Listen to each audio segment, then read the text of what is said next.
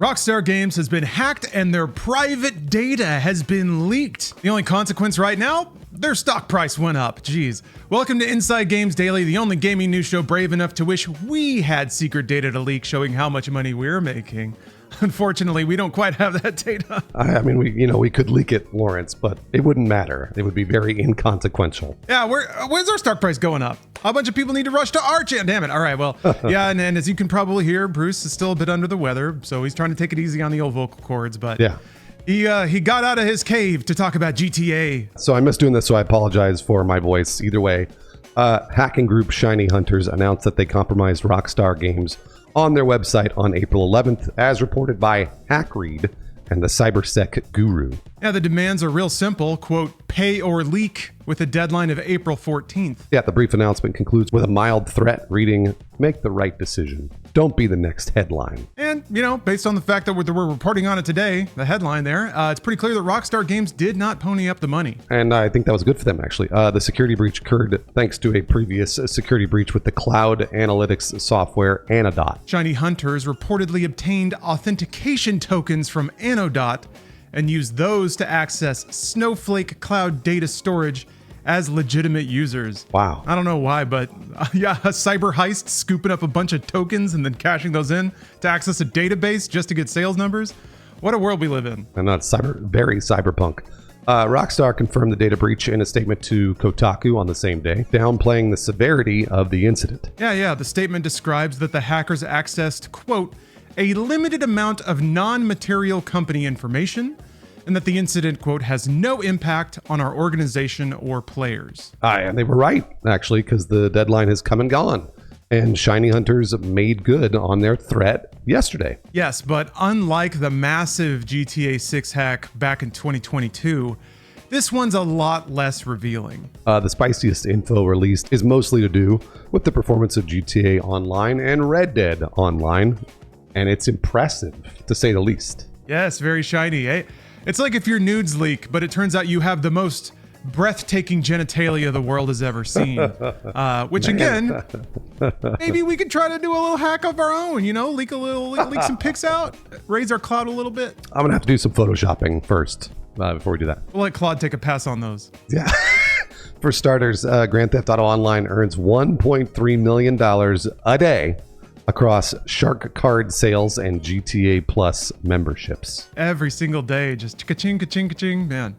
Between September 2025 and April 2026, GTA Online earned an average of $9.5 million every week, ranging from a weekly minimum of $4.7 million, that's a bad week, to a weekly maximum of $27.8 million. So yeah, the sound of cash registers could be heard echoing all throughout Rockstar's hallways that week. That's crazy.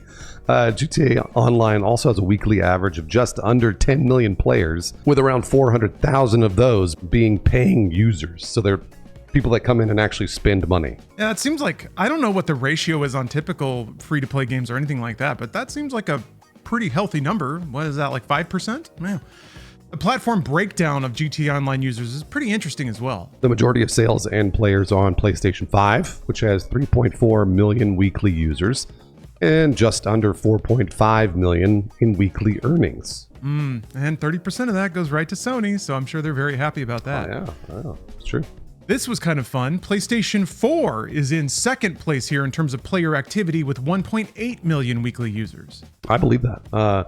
And while Xbox Series X is in third in terms of active players, those players spend about twice as much as PS4 players in terms of money. That makes sense. Yeah, if you're still playing an online sort of free-to-play game and you're on an older console, probably don't have the money to throw around to upgrade a PS5. You probably also don't have the money to throw around for Shark cards. But this is what I thought was really interesting, and I think maybe more speaking to when GTA Online launched. PC is actually last in terms of players and earnings, with almost 900,000 weekly active players and 264,000 in weekly bookings. That is really interesting.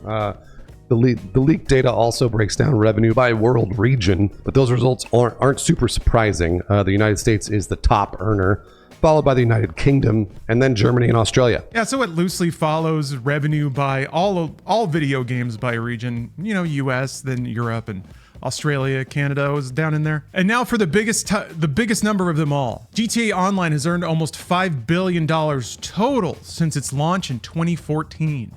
That's crazy.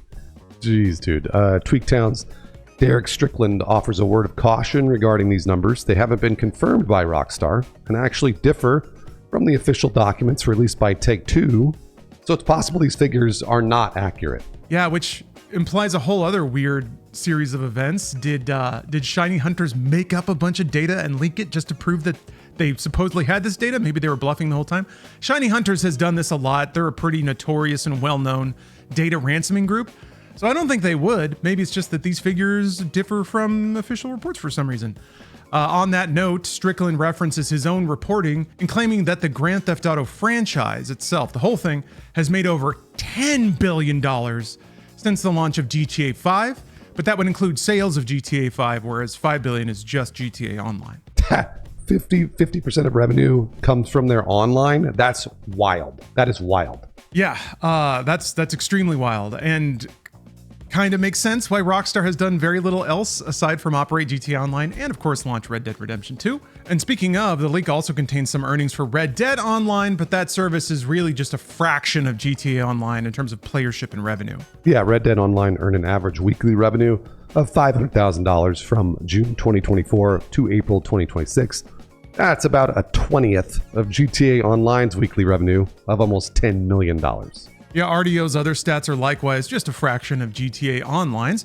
It attracts a weekly average of almost 1 million players, and that's compared to GTA Online's 10 million weekly players. Whew. Still not bad. I mean, 1 million players a week. Jeez. Yes, that's true. So far, the only immediate consequence is that Rockstar Games parent company Take-Two has seen their stock price jump 3.6% at the time of writing. Which is weird. I mean, they announced the results. They're a publicly traded company, so theoretically, these revenue numbers are not shocking. But it's just the breakdown of those numbers. They don't really announce that in that detail. But yeah, for the stock jump here, the stock opened trading this morning at $207.74, and it's currently trading at $212.69. Nice. A jump that has added around $1 billion to the publisher's market cap, just like that. So seems like I think the worry here was that this leak or this ransom attempt would affect the launch of GTA 6. But it really doesn't seem like it'll do that. It doesn't really seem like it's done anything to Rockstar's operations. Doesn't seem like they have to adjust anything or shut down production and do a cybersecurity audit or anything like that.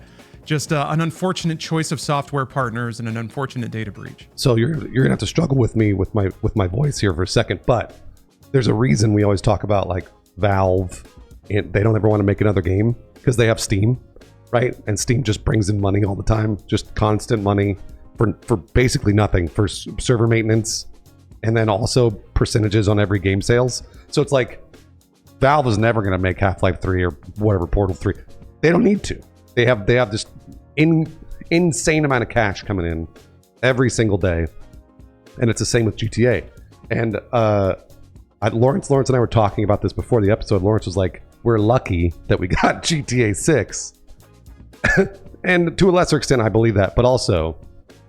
I do think they're going to turn GTA 6 into another cash cow, or at least try. So get ready for that. That's going to happen, guaranteed. Yeah. Theory crafting that out is a bit odd, and yeah, that's something that I bring up a lot. Is I've seen this happen with tons of developers. Once they get a recurring revenue smash hit, Blizzard I think is a really good example of this. Once they have World of Warcraft, they're just a different kind of company at that point, and especially if they're publicly traded. How are you going to get up there and tell your investors that you have hundreds of developers working on this product that's going to sell for a few months and then be forgotten maybe? And maybe you'll get all your money back versus something like GTA Online that is still earning money hand over fist 10 years later.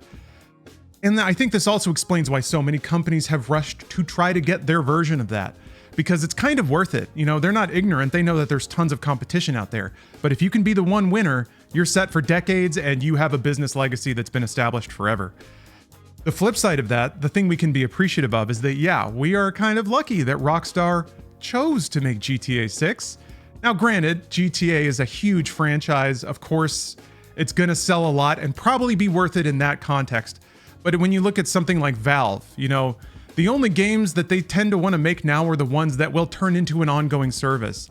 Things like Artifact, things like Dota 2, things that feed into their own weird NFT digital market on Steam that they'll all like. They want to establish new marketplaces, not necessarily make a fun game for people to play, because that's just out of the scope of their business operations now. So I'm pretty grateful that Rockstar wants to keep making single player games. Same with CD Projekt, although that's been their bread and butter. But yeah, those games are crazy hard to make. They're super expensive. All you get to deal with is people shitting on you over and over and over again once the game comes out and it's not perfect. Instead, yeah, you can just make one expansion for GTA Online every year and just rake in this money. And the dev hours versus revenue gained is so much more efficient than that. Same with like Valve and making a hat. A dev at Valve can make a hat and bring in so many loads of money to the developer, or they can toil away for 4 to 5 years on a Half-Life 3 that may never end up coming together, may never congeal as a project.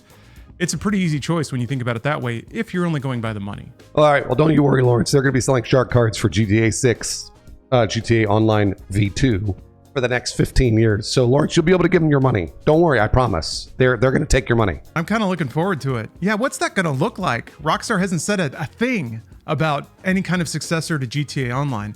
I guess if I were them, I would just find a way to plug GTA 6 into the existing GTA Online service so that people who are playing GTA 6 can get onboarded into online.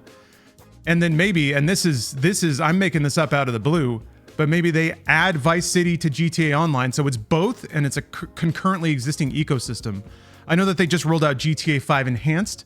It's possible that they were doing some retrofits to GTA Online to make it forward compatible with whatever content they hope to do. But yeah, what I don't really see happening is them just working on putting all that effort into a full sequel successor to GTA Online that ends up competing with GTA Online. Whereas GTA Online's still earning money, so they have no reason to do that. No, you're absolutely right, Lawrence. That's exactly what they're going to do.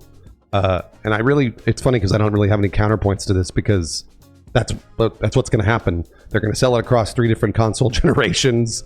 We're going to be paying into GTA Online for the next 15 years. Like, it's going to be, it'll be just like GTA 5, unless they fall on their face, which I don't think they're going to.